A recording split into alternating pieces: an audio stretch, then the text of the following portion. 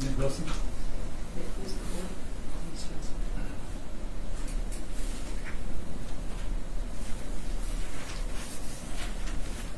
Good morning. I see that some of y'all are sitting in different seats now.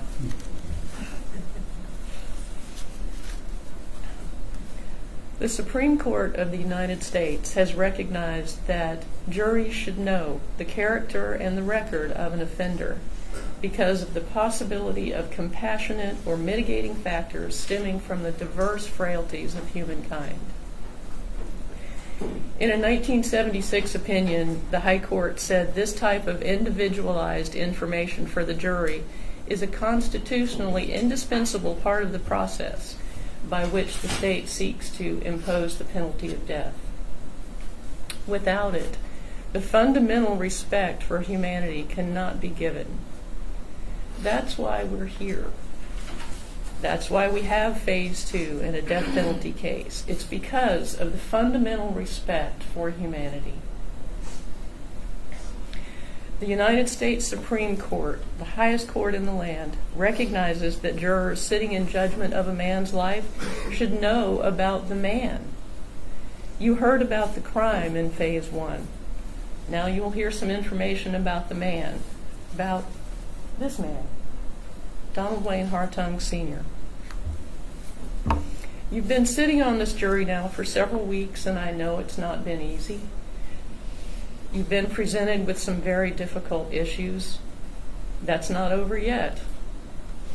What remains for you to do is the most difficult issue of all, which is to decide whether Mr. Hartung will spend the rest of his life in prison without the possibility of parole, or whether you will impose the death penalty.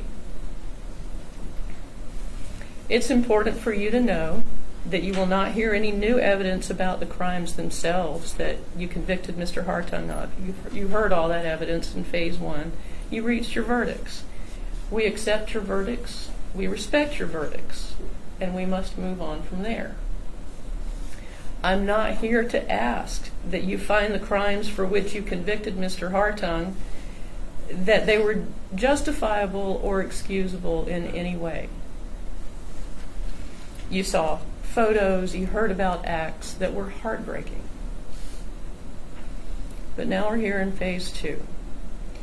And the law requires that you begin this phase of Mr. Hartung's trial with open minds as to whether he deserves a punishment of life in prison without the possibility of parole or the punishment of death. It's not a matter of quid pro quo where you can say, he killed 3 people, therefore he should die.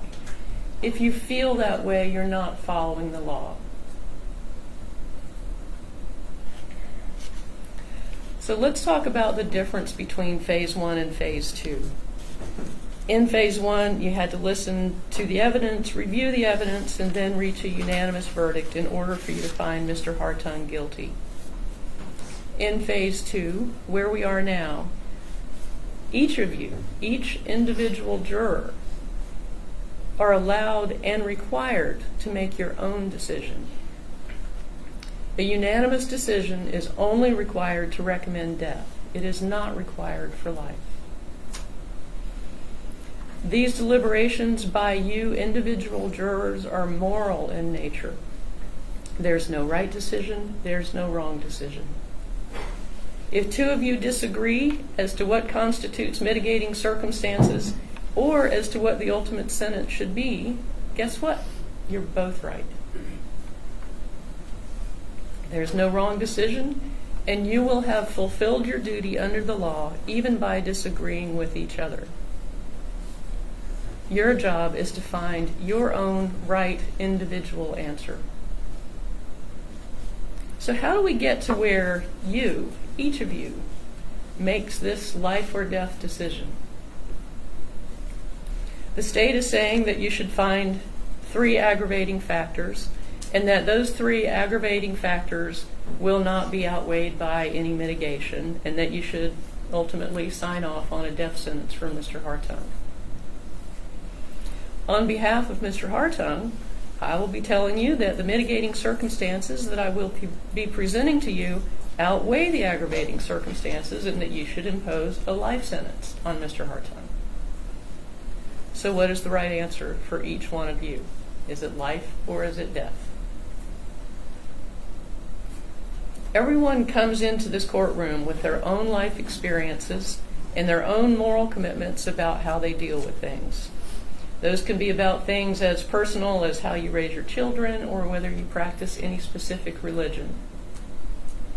That's why it's important for you to maintain your own personal moral code throughout the deliberations at the end of Phase 2. Let's talk about the word deliberate. That's what you'll do at the end of Phase 2. Deliberating means after carefully considering. So after carefully considering the evidence and the law upon which the judge instructs you and your own personal moral code, you have to decide between the only two possible outcomes in Phase 2. Either Donald Wayne Hartung will die at the hands of the governor of the state of Florida when he signs the death warrant, or he'll die by God's hands behind the bars of a Florida state prison. But again, the acts that Mr. Hartung is convicted of committing don't automatically mean that he should die because he was found guilty of committing them. If that were the case, Mr. Hartung would go straight to death row and to execution. There wouldn't be a Phase 2. But there is a Phase 2. Again, there's Phase 2 because the law says that you, each of you, should consider the possibility of compassionate or mitigating factors stemming from the diverse frailties of humankind. The highest court in the land recognizes that we are all uniquely individual human beings.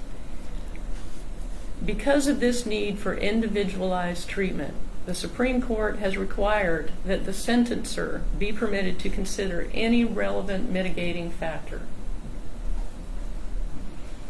You heard about a few mitigating circumstances that came out in Phase 1. I'll give you an example.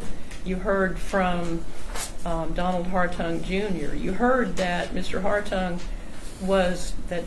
Hartung was protective of his son when Mr. Hartung's brother John exposed himself to Donald Jr. when he was a young child. And Don Hartung Jr. testified that his father, this Mr. Hartung, mentioned it to his mother, and his mother didn't want to hear it, and that caused a rift within the family that lasted for years. Because this Mr. Hartung, the father, would not put his own son in harm's way again. And he braved the wrath of his family, and he protected his son, and he sided with his son and his wife at the cost of a relationship for a period of years with the rest of the family. That's what dads do.